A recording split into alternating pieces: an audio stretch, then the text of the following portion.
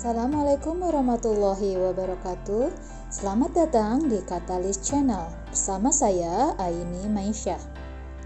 Di video kali ini saya akan menjelaskan tentang pilihan terapi untuk demam.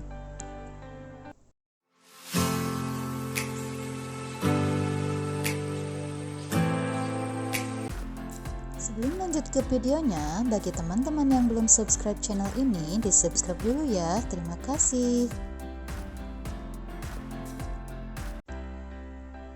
Ya, kita mulai. Tema kali ini yaitu pilihan terapi untuk demam.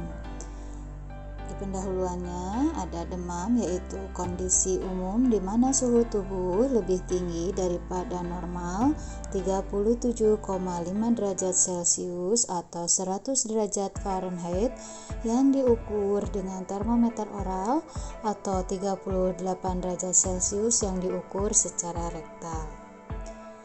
Demam dapat menjadi gejala dari kondisi lain, terutama pada kasus di mana terjadi dengan gejala lain seperti sakit kepala, hidung tersumbat, bisa juga disebabkan oleh infeksi virus seperti pilek, influenza, dan bisa penyebab lainnya meliputi alergi, autoimun, atau kerusakan hipotalamus.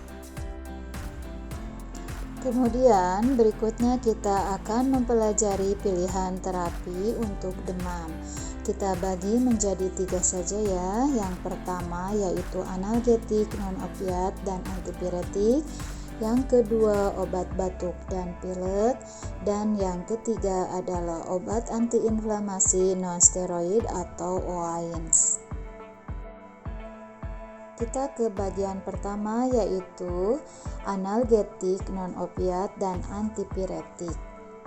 Analgetik atau obat penghalang nyeri adalah zat-zat yang mengurangi atau menghalau rasa nyeri tanpa menghilangkan kesadaran. Penggunaan obat-obat ini mampu meringankan atau menghilangkan rasa nyeri tanpa memengaruhi sistem saraf pusat atau menurunkan kesadaran, juga tidak menimbulkan ketagihan. Obat-obat ini banyak diberikan untuk nyeri ringan sampai sedang yang penyebabnya beraneka ragam.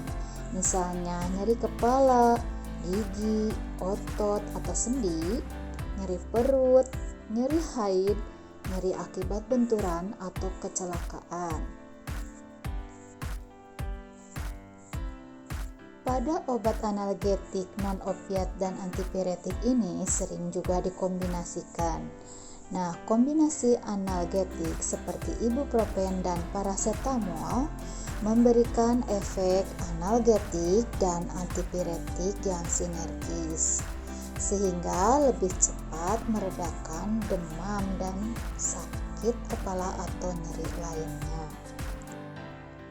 Produk analgetik, non-opiat, dan antipiretik yang beredar di pasaran, terutama di apotek, terbagi ke dalam 2, yaitu ada paracetamol berbentuk tunggal dan paracetamol kombinasi. Paracetamol berbentuk tunggal, yaitu komposisinya atau isi obatnya hanya paracetamol saja. Jadi bisa diindikasikan hanya untuk demam saja yang tidak disertai dengan gejala lainnya.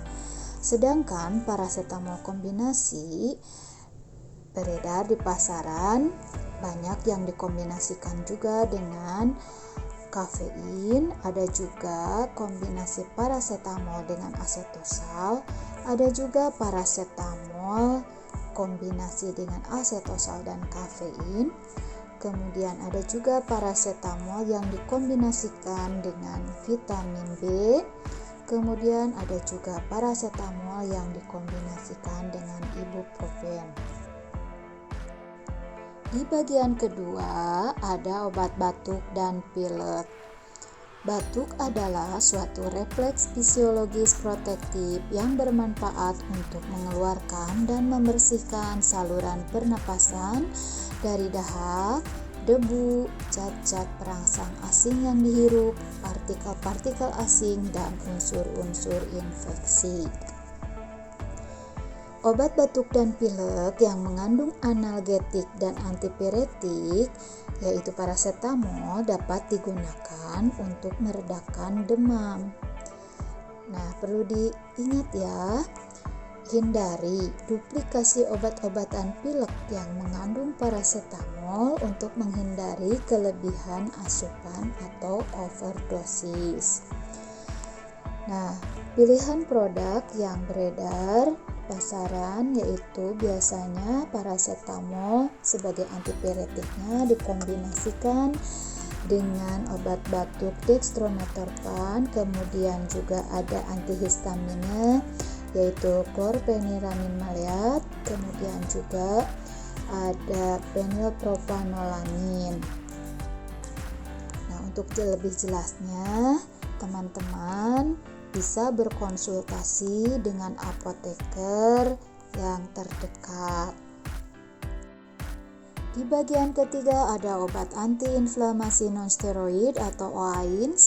OAINS berkhasiat analgetik, antipiretik, serta antiinflamasi dan banyak digunakan untuk menghilangkan gejala penyakit seperti rematik, arteriosklerosis, artrosis, dan spondilosis.